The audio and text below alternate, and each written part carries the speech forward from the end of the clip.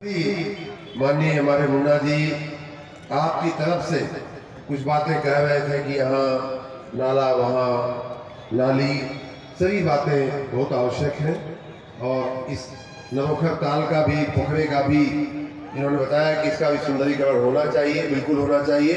और मैं सबसे पहली बात भगवान महादेव के चरणों में, उन्हीं का ये सब कुछ है, हमारा आपका कुछ होता नहीं है, उनके दिए हुए कोई हम उन्हीं को अर्पण करते हैं, तो उनके चरणों में अर्पण करते हुए मैं आपको विश्वास दिलाता हूं कि नवोखर पोखरे का भी सुंदरीकरण अवश्य किया जाएगा। आज एक बहुत अच्छा जो काम अपने हाथों से हो रहा है या होने की शुरुआत हुई है, वो है सीता कुंड के भी जीर्णोद्धार का काम आज शुरू हुआ है। लगभग 2 करोड़ रुपए के आसपास के खर्च से उसका बहुत अच्छा सुंदरीकरण और जीर्णोद्धार करने की हमारी योजना है। मैं आप सबको इन कामों के लिए बहुत बहुत शुभकामना देता हूँ। जहाँ तक घोसी की बात है, मैं बाद में इन्होंने क्या मांगा, हमने क्या दिया और क्या देना बाकी है, वो कैसे दिया जाएगा, वो बातें तो बाद में मैं करूँगा। लेकिन अभी तक ये काम क्यों बाकी है, इस पर भी आपको कभी कभार सोचना चाहिए। आज मैं आ रहा था तो 2 परिस्थितियां हमारे सामने आई थी।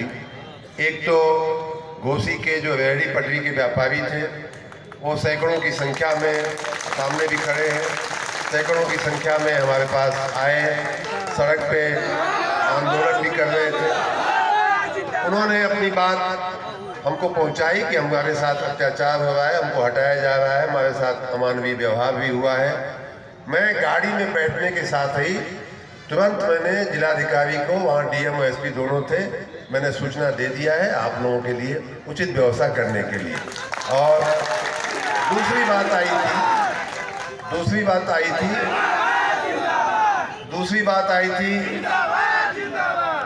बात थी आशा बहनों की। आशा बहनें आकर के उनको मैं जब वहाँ सड़क पे मुझे पता चला कि अस्पताल के सामने, अस्पताल के अंदर आशा बहनें खड़ी हैं, तो मैं अपनी गाड़ी रोक करके, उतर करके उनको जा करके मिला और उनकी बातें सुनी। मैंने उनसे ये भी कहा कि ये विभाग मेरा नहीं है, लेकिन मैं स्वास्थ्य विभाग से संपर्क करूंगा, स्वास्थ्य मंत्री जी को आपकी बात पहुंचाऊंगा और आपकी तरफ से मैं आपकी वकालत भी करूंगा, ये भी मैंने उनको कहा।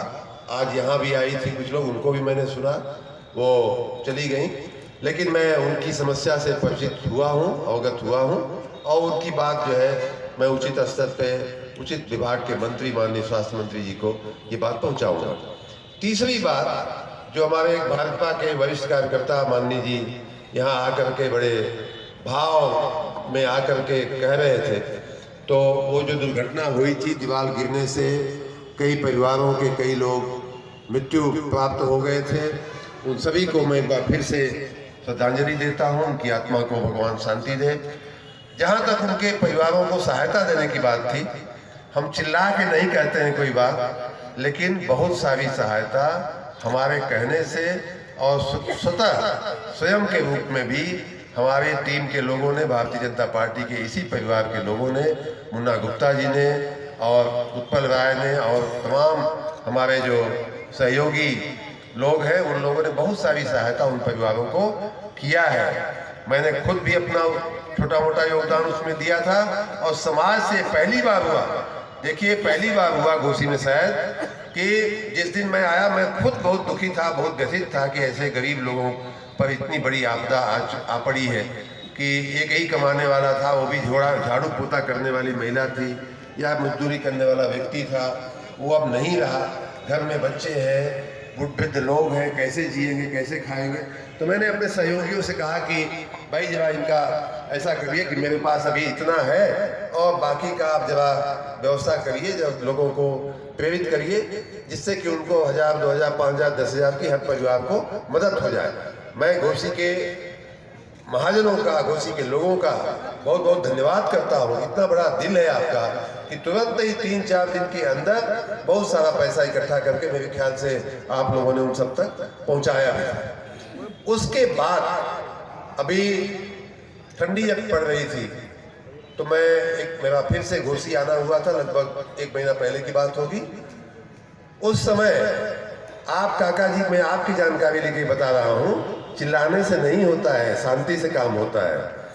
तो मैंने, और ये बात मैंने किसी से नहीं कहा था, आज चूंकि आपने कहा इसलिए मैं कह रहा हूँ। उस दिन जब मैं ठंडी में आया था तो अपने घर से लखनऊ से लगभग 101 कंबल में लेकर के आया, और घोसी में हमारे अन्य कार्यक्रम थे, यही मुन्ना जी के ऑफिस में हमारा कार्यक्रम चल रहा था। ये बात मैंने किसी को नहीं बताई। घोसी में पूछ लीजिए हमारे कितने कार्यकर्तागण उस दिन थे, लेकिन किसी को मैंने नहीं बताई। मैंने अपने ऑफिस के अपने सहयोगी से कहा कि तुम अकेले जाओगे और उन सभी परिवारों को एक कंबल बांट करके आओगे, और लगभग 40-50 कंबल जितना भी, 60 कंबल जितनी भी आवश्यकता थी, वो लड़का गया और बांट करके आया था। तो ये बातें हम लोग सभी, देखिए ये परिस्थितियाँ किसी के ऊपर ना आवे, हम सभी चाहते हैं, लेकिन जब आ जाती है तो ये समाज का कर्तव्य होता है, हमारा आपका कर्तव्य होता है, हमारी भावना उनके साथ जुड़ी है, हमारा कर्तव्य होता है कि हम उनको मदद करें। मैं आज भी यहाँ के लोगों से, माननीय अध्यक्ष जी के हाजिरी में फिर से कहूँगा कि उन परिवारों की अभी भी जितनी मदद हो सके उतनी की जाए। रही बात मकान देने की, मकान देने के लिए हमारी अवश्य योजना है। मैंने उस समय भी कहा था, आज भी कह रहा हूँ कि अगर उस योजना में वो लोग आते हैं, फिट होते हैं, होते ही होंगे, गरीब लोग हैं, उनका नाम अगर लिस्ट में हो सकता है, आ सकता है, या लिस्ट में पड़ा हुआ है, तो उनको मकान मिलने की व्यवस्था किया जाए। इसके लिए आप चिंता करें, मैं अपने सभी सहयोगियों से कह रहा हूँ। जहाँ तक बात घोसी के विकास की है, तो जैसा कि माननीय अध्यक्ष जी ने बताया कि बहुत सारा पैसा यहाँ पिछले 2 सालों में हम लोगों ने दिया है, और अलग अलग मद में दिया गया है। पहली बात तो मैं उसके पहले मैं बता दूं कि आज का जो कार्यक्रम था वो बड़ा महत्वपूर्ण कार्यक्रम था। आज के कार्यक्रम में पूरे, ये कार्यक्रम घोसी में हो रहा है, लेकिन इसमें जो काम लिए गए हैं वो पूरे मऊ जिले के काम लिए गए हैं, और उसमें कई नगर पंचायतों के, यहाँ मऊ से भी वहाँ के ईओ आए हुए हैं, उनके भी काम हैं।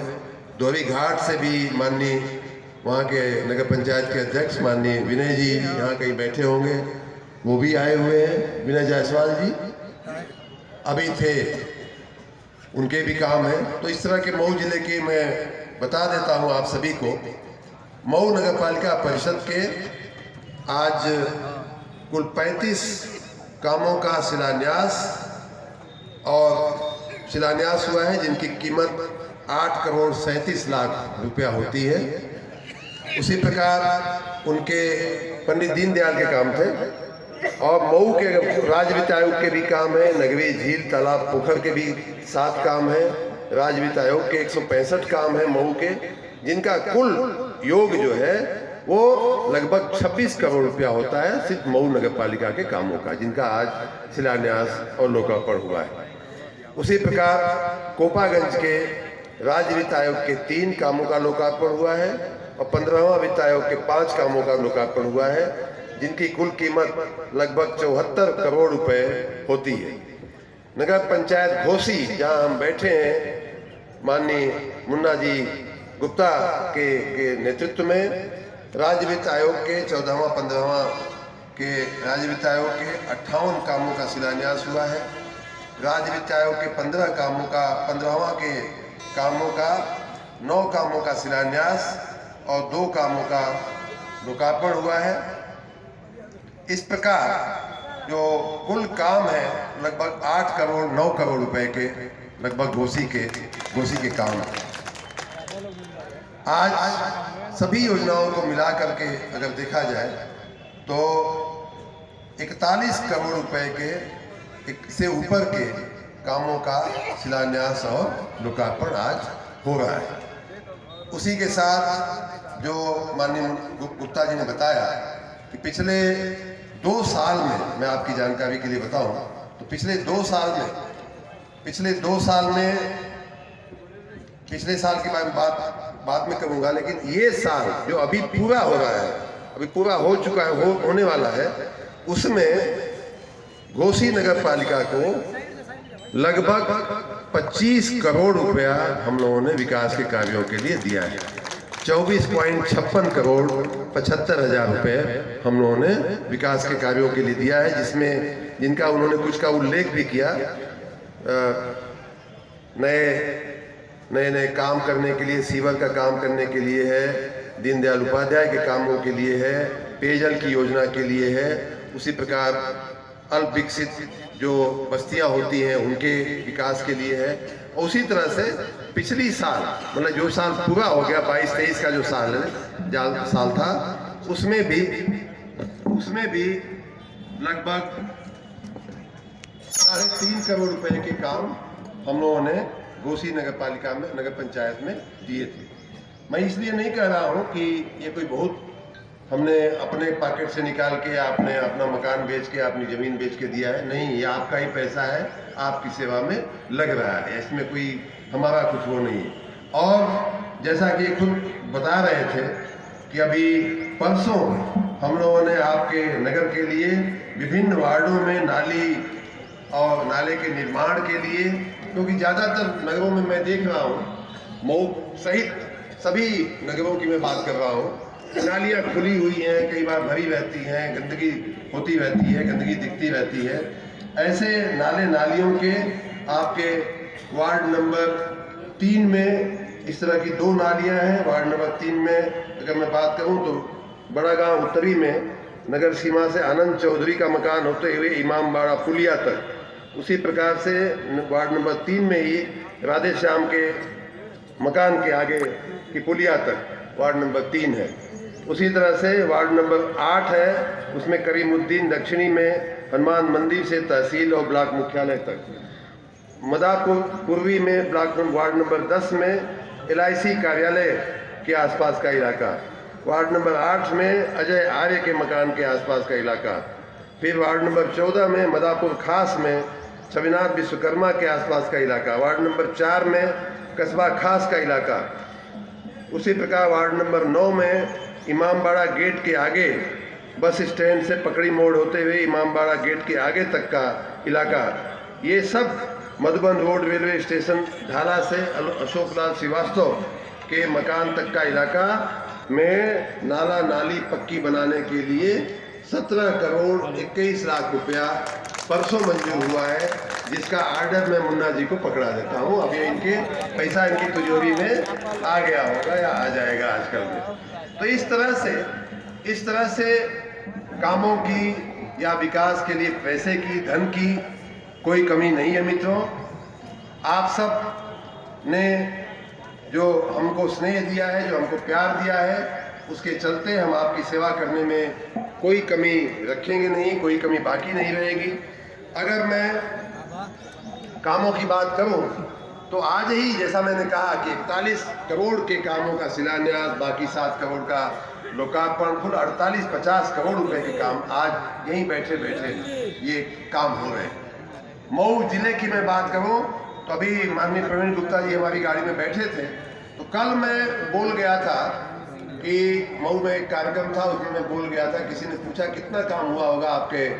विनय जी आ गए, माननीय हमारे द्वारी घाट के नगर पंचायत के अध्यक्ष। इनकी नगर पंचायत का भी मैंने जैसा कहा, इनकी नगर पंचायत का भी कई काम था, उसमें हम लोगों ने लिया था। तो इस तरह से बहुत सारे काम हम लोग ले रहे हैं। मैं कल मऊ जिले में, किसी ने पूछा तो मैं बोल गया था, कल मैंने ये कहा, 2 बातें कही थी कि इस वर्ष, जो वर्ष अभी पूरा हो रहा है, जिस वर्ष में मैंने बताया कि घोसी को हम लोगों ने 24.5 करोड़ रुपया दिया है, उसी तरह से पूरे जिले की अगर बात करूं तो लगभग 227 करोड़ रुपया जो है पूरे जिले को, मऊ जिले को दिया गया है।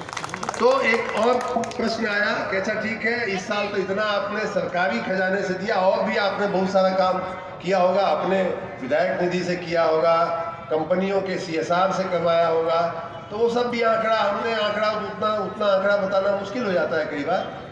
लेकिन मोटा मोटा मैंने ये कहा था कि पिछले 3 वर्षों में, जब से मैं राजनीति में आया हूँ, तब से लगभग 1000 करोड़ रुपए के काम हमने जिले में कराए हैं।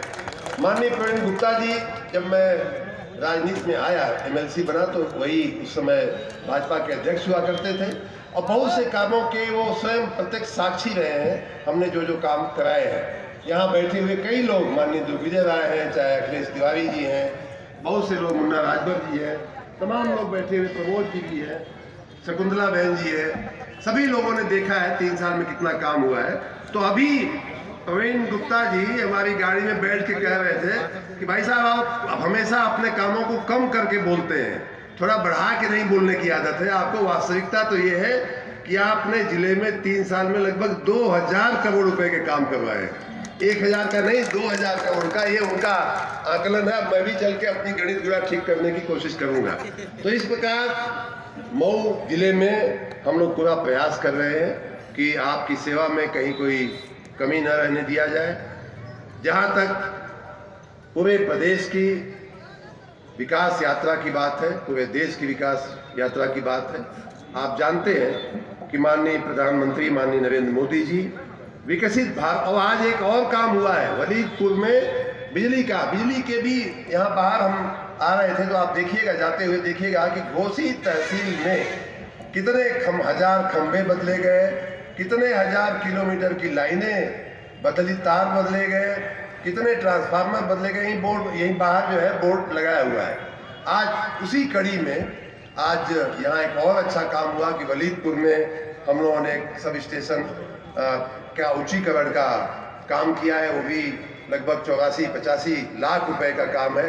तो कई बार ये पूरा जोड़ने में हमारा बहुत सारा जोड़ जो है बाकी रह जाता है। जो 48 करोड़ मैंने बताया उसमें अभी वो अमाउंट नहीं आ पाया है, तो कुल 50 करोड़ से ऊपर का के कामों का आज लोकार्पण हुआ। माननीय ये सब कुछ जो हो रहा है महादेव की कृपा से हो रहा है, और माननीय नरेंद्र मोदी जी की जो संकल्प है विकसित भारत का माता जी आप लोग बैठ जाइए, कुर्सियां खाली हैं, अगर मिलना होगा तो मैं जरूर मिलूंगा, लेकिन आप अभी बैठ लें, अभी अपनी अपनी जगह पे बैठ लें, आप लोगों को की बात सुनी जाएगी, बात होगी। कुर्सी खाली है पीछे, आप बैठ लीजिए।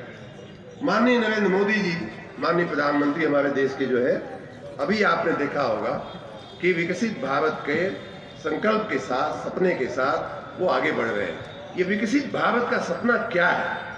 देखिए, ये विकसित भारत का सपना ये है कि एक एक व्यक्ति जिसके सिर पे छत नहीं है उसके सिर पे छत बन जाए। एक एक व्यक्ति जो आज पहले नरेंद्र मोदी जी के आने के पहले मुफ्त राशन की जो फ्री राशन की जो योजनाएं चली, उसके पहले हमारे गांव का गरीब जो व्यक्ति है, शहर का जो गरीब व्यक्ति है, वो सुबह अगर खाना बन जाता था तो रात को क्या खाना बनेगा, कैसे खाना बनेगा, उसकी चिंता उसको होती रहती थी। जो माताएं हैं, बहनें हैं, उनकी रात जो है सुबह खाना क्या बनेगा उसमें जाती थी, दिन जो है शाम को हम बच्चों को क्या खिलाएंगे उस चिंता में उनका समय जाता था। ये हमारे विकसित भारत की पहचान है कि अब किसी भी गृहिणी को, किसी भी गरीब परिवार को सुबह क्या खाना बनेगा, शाम को क्या बनेगा, दोपहर में क्या बनेगा, उसकी चिंता करने की आवश्यकता नहीं है। सबको फ्री राशन दे करके, और वो भी वो राशन जो हमारे देश की गोडाउनों में हजारों लाखों टन राशन जो है वो सड़ जाता है। ये हमारे विकसित भारत की पहचान बनेगी। हमारे विकसित भारत की पहचान मलिन बस्तियों में, अल्प विकसित बस्तियों में रहने वाले लोगों के जब सड़कों की मरम्मत होगी, मैंने जैसा बताया कि ऐसे कामों को भी हम लोग वरीयता दे रहे हैं, प्राथमिकता दे रहे हैं। ऐसे लोगों के घरों तक जब सड़क जाएगी, ऐसे लोगों के घरों का पानी जब हमारी ढकी हुई नालियों में होकर के निकल जाएगा, साफ सुथरा रहेगा वहाँ का वातावरण, ऐसे घरों से, ऐसी गलियों से होकर के हमारे विकसित भारत की यात्रा शुरू होती है। विकसित भारत की यात्रा उन शौचालयों से शुरू होती है जो अभी तक किसी सरकार को चिंता नहीं थी, और आज हमारे गरीब के घर में शौचालय बनाए जा रहे हैं। उन रसोई घरों से शुरू होगी जहाँ पहले लकड़ी फूंकते खोइया फूंकते महिलाओं के फेफड़े जो है वो लकड़ी और धुआं जैसा हो जाते थे, इतना धुआं उनके अंदर चला जाता था, अकाल मृत्यु हो जाती थी महिलाओं की। ऐसे रसोई घरों से होकर के विकसित भारत की यात्रा निकल रही है, जहाँ लकड़ी की बजाय अब रसोई गैस उनको मिलना शुरू हो गया है। एक बार किसी का कोई प्रियजन बीमार पड़ जाता था, उसकी दवाई में महिला को, गृहिणी को, परिवार को अपना पूरा घर, पूरा मकान बेच देना पड़ता था, अपना पूरा जेवरात बेच देने पड़ते थे।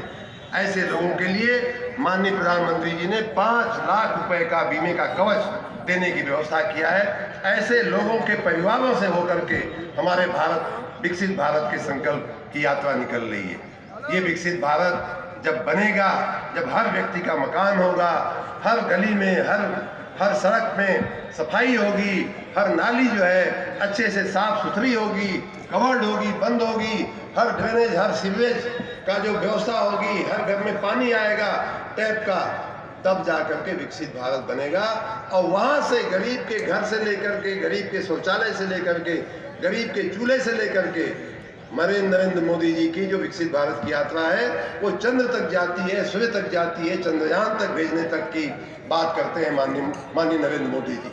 तो इस प्रकार हम सबका साथ, सबका विकास की भावना से हम सारे काम कर रहे हैं। उसी में एक चीज और आती है, कई काम ऐसे हैं जो वर्षों पहले अवश्य हो जाने चाहिए थे। ये तो बात ठीक है कि भाई किसी ने विकसित भारत का नहीं सोचा, गरीबों का नहीं सोचा, लेकिन क्या हम ये भी भूल गए कि हम भगवान राम के वंशज हैं? हम ये भी भूल गए कि यहाँ महाराजा नहुस की धरोहर पड़ी हुई है। महाराजा नहुस आप सभी जानते होंगे, आपको तो क्या समझाना, आप उसी नगर के बासिंदे हैं। महाराजा नहुस जो है वो भगवान शिव के क्या थे, कोई बताएगा? क्या कोई बताएगा? मेरी जो जानकारी है, मैं भगवान क्षमा करें मेरी जानकारी गलत है तो, भगवान शिव के दो पुत्र थे, भगवान गणेश और भगवान कार्तिकेय। उनकी एक पुत्री भी थी जिनका नाम एकदम से मैं भूल रहा हूँ, नाम एकदम याद था, अभी मैं भूल गया। उनकी अशोक सुंदरी, एकदम सही कहा आपने। उनकी एक पुत्री थी अशोक सुंदरी। अशोक सुंदरी का विवाह राजा नहुस से हुआ था। ये तो एक तरह से भगवान शिव के दामाद हुए, जमाई हुए। आप ताली बजाइए इस बात पे। इतनी बड़ी बात, बेटे से भी ज्यादा दामाद का महत्व होता है अपनी संस्कृति में, तो भगवान शिव के वो दामाद थे राजा नहुस। ऐसा कहते हैं कि एक बार इंद्र का सिंहासन डोला, इंद्र को पद से हटाना पड़ा। इंद्र ने कुछ गलतियां की तो उनको देवराज के पद से हटाना पड़ा। तो खोज चालू हुई कि किसको देवराज का पद दिया जाए। तो भगवान विष्णु ने कहा कि महादेव नहुस को दे देते हैं, नहुस को इंद्र बना देते हैं। तो नहुस को इंद्र बना दिया गया। भगवान शिव की अपनी कोई इच्छा कभी होती नहीं थी, तो उनको शिव बना दिया गया। ऐसा लिखा हुआ है शास्त्रों में, मैंने जहाँ तक पढ़ा है कि महाराजा नहुस जब इंद्र बने तो उनके आचरण में, उनके कामकाज में थोड़ा अहंकार आ गया। तो उन्होंने जो सप्त ऋषि थे उनकी थोड़ी अवमानना कर दी, उनकी थोड़ी बेइज्जती कर दी। तो उन सप्त ऋषियों ने उनको श्राप दे दिया। उन्हीं श्रापों में एक श्राप था कि जाओ तुम सर्प बन जाओगे, किसी और ने श्राप दे दिया कि जाओ तुम्हारे शरीर पे कोढ़ हो जाएगा, सफेद दाग हो जाएगा। तमाम तरह की कथाएं हैं, किंवदंतियां हैं। ऐसा कहा जाता है, घोसी के लोगों में ऐसी मान्यता है कि जो कोढ़ हो जाने का जो श्राप था वो राजा नहुस को बड़ा सताता था। और उससे मुक्ति का जब उन्होंने ऋषियों मुनियों से ही उपाय पूछा तो लोगों ने कहा कि ये घोसी क्षेत्र में कुछ कुंड हैं जहाँ जाकर के आप स्नान करोगे इस तिथि को, इस दिन को, इस समय में, तो आपका यह शारीरिक जो कष्ट है वो दूर हो जाएगा। ऐसा बताते हैं, ऐसा मैंने सुना है कि ऐसे जो कुंड है उसमें आपका ये पोखरा भी आता है, नहुसर है सर, नहुसर है ये, नरोखर भी आता है। ये सारे के सारे उन 50 या 56 कुंडों की जो श्रृंखला थी उनमें इनका तो इतनी बड़ी धरोहर। सोचिए, सीता कुंड का आज तक किसी ने सोचा भी नहीं कि वो भी घोसी का हिस्सा है। वो भी इतनी बड़ी कहानी, भगवान शिव से जुड़ी हुई कहानी, सप्त ऋषियों से जुड़ी हुई कहानी, राजा नहुस से जुड़ी हुई कहानी का एक हिस्सा है। इतनी बड़ी हमारी धरोहर है, इतना बड़ा पौराणिक कथा है उसके पीछे, किसी को नहीं सूझी भाई। कहाँ से सूझेगी? जब अयोध्या नहीं सूझा किसी को, तो ये छोटा सा पोखरा कहाँ से सूझेगा? अयोध्या जो है वो सबको कोई भूलने वाली जगह नहीं थी। जब भगवान राम का इतना बड़ा धाम नहीं सूझा, तो ये सूझा किसको? नरेंद्र मोदी जी को ये सब सूझता है कि भगवान राम का दिव्य धाम बनना चाहिए अयोध्या में, वो भी बना। भगवान राम का ही या शिव के की याद में, स्मृति में नवोखा पोखरा हो चाहे सीता कुंड हो, उसका जीर्णोद्धार होना चाहिए। किसी ने नहीं सोचा, ये किसने सोचा? नरेंद्र मोदी और माननीय योगी आदित्यनाथ जी की सरकार जब आई है तब ये सब विचार होना शुरू हुआ है। हम लोगों ने उसको देखना समझना शुरू किया है। हाँ, ये बात अलग है कि सभी पोखरे हम एक साल में नहीं कर पाएंगे। आज सीता कुंड का हुआ, कल नवोखा पोखरा का होगा, परसों किसी और का भी होगा, सब एक के। लेकिन इतना जरूर मैं कहूँगा कि आपके ही देखते देखते, यहाँ जितने लोग बैठे हैं उनके देखते देखते ये सारे के सारे पोखरों की काया पलट हम लोग कर देंगे। और इसका प्रोजेक्ट भी माननीय मुन्ना गुप्ता जी बता रहे थे कि इसका प्रोजेक्ट इन्होंने हमको भिजवाया है, इस पर अवश्य विचार हम लोग करेंगे। एक और बात मैं कह करके अपनी बात पूरी करूँगा। देखिए, माननीय मुन्ना जी के चुनाव में मैं आया था, नगर पंचायत का जब चुनाव हो रहा था, आप सभी लोगों के बीच में बैठना हुआ था। कई बार मैं घोसी आया था, आप सबने हमारे निवेदन को स्वीकार किया था और आप सबका मैं धन्यवाद भी करता हूं कि आपने भारतीय जनता पार्टी पर विश्वास किया। मैं पूरी जिम्मेदारी के साथ इस बात को भी कहना चाहूँगा कि हमारी सेवा में अगर कहीं कोई कमी रह गई हो तो हमें बताइएगा। ये बहुत ही सक्षम नेता है, बहुत ही बड़े अच्छे नेता हैं, मानिंद नेता है, लेकिन कहीं कोई कमी हो, कहीं कोई काम हो जो इनके ध्यान में आप न ला सके हो तो हमारे ध्यान में लाइएगा। हम भी आते जाते रहते हैं, मऊ आना जाना हमारा अक्सर होता है, वहीं बगल में हम गांव में रहते हैं।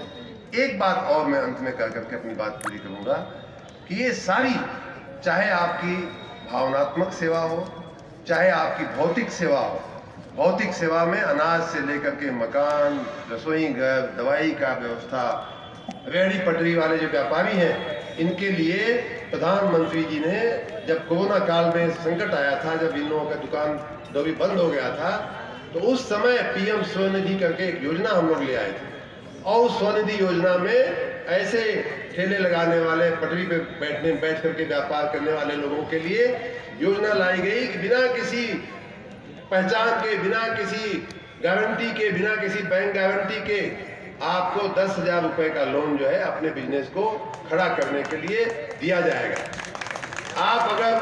अगर आप अच्छा काम करते हैं तो आपको अगला लोन जो है 20,000 रुपए का दे दिया जाएगा, और अगर आप उसमें भी अच्छा करते हैं तो अगला लोन 50,000 रुपए का दिया जाएगा। और एक बात और बताओ, एक और शर्त थी उसमें कि अगर आप लोग मोबाइल से और डिजिटल ट्रेडिंग करते हैं, डिजिटल ट्रांजैक्शन कर लेते हैं, तो उस योजना में लगने वाला जो 4-5% का ब्याज है, जो बहुत कम ब्याज है, वो भी माफ हो जाएगा। आपको उतना पैसा रिबेट में वापस कर दिया जाएगा कि सारा का सारा पैसा जो है आपका बिना ब्याज का हो जाएगा। तो ऐसी योजनाएं लेकर के, ऐसे काम करके हम लोग जनता के बीच हैं। और ये एकमात्र सरकार है, मैं ये बात आखिरी में यही कहना चाहूँगा कि ये एकमात्र सरकार है भाइयों बहनों, जो आपके छोटे व्यक्ति की चिंता करती है, गरीब की चिंता करती है, रेहड़ी पटरी वालों की चिंता करती है, ऐसे हमारी जो धरोहरें हैं साथ में उनकी भी चिंता करती है, राम मंदिर भी बनाती है और सबको सुखी रखते हुए राम राज्य स्थापित करने की भी चिंता करती है। ये बातें जो है आपको गांठ बांध करके रखनी पड़ेगी। जिस प्रकार आपने मुन्ना गुप्ता जी का सम्मान रखा, वैसे ही आने वाले दिनों में लोकसभा के चुनाव आएंगे। कमल का निशान आपको याद रखना है। माननीय नरेंद्र मोदी जी का हाथ में बैठ जाइए बहन जी, आप लोग कुर्सियां हैं, बैठ जाइए, बस 2 मिनट में हम लोग बात करते हैं। कुर्सी बैठ जाइए, कुर्सियां लगी हैं, आप बैठ जाइए, कुर्सियां लगी हैं, आप बैठ जाइए। तो ये एकमात्र अपने देश के एक नेता और माननीय मुख्यमंत्री जी एकमात्र ऐसे नेता है जो सामान्य जनता की, उनका अपना कोई घर परिवार नहीं है, वो हमारे आपके लिए जीते हैं, राज्य की जनता के लिए जीते हैं, राज्य के गरीबों के लिए जीते हैं, राज्य की ऐसी धरोहरों को विकसित करने के लिए जीते हैं कि जिनको देख करके हमें आपको गर्व हो सके। तो इसलिए भाइयों बहनों, आपसे मेरी गुजारिश है कि नरेंद्र मोदी जी के हाथों को आने वाले चुनावों में मजबूत करना है। आप सब देखिए, मैं एक बात की अंतिम गारंटी देकर के जाती हूँ। मोदी जी की गारंटी तो चल ही रही है विकसित भारत की, आप सबको का जो मैंने बताया, मकान, अनाज, सबके लिए सुविधा और सुख प्रस्तुत करने का। मेरी अपनी गारंटी छोटी सी ये है कि मैं आपका हूँ, आपके बीच रहने वाला हूँ, आपके गांव गिराओं का हूँ। आप जो भी कहेंगे वो पूरा किया जाएगा, ये हमारी गारंटी है। आपकी सेवा में कहीं कोई कमी नहीं रहेगी। हमारे साथ सभी लोग बोलेंगे भारत माता की जय, भारत माता की जय, भारत माता की जय। हर हर महादेव। धन्यवाद। आप सब हजारों की संख्या में सुबह से आकर के यहाँ लगे हुए हैं, उसके लिए आप सबका बहुत बहुत धन्यवाद, बहुत बहुत धन्यवाद।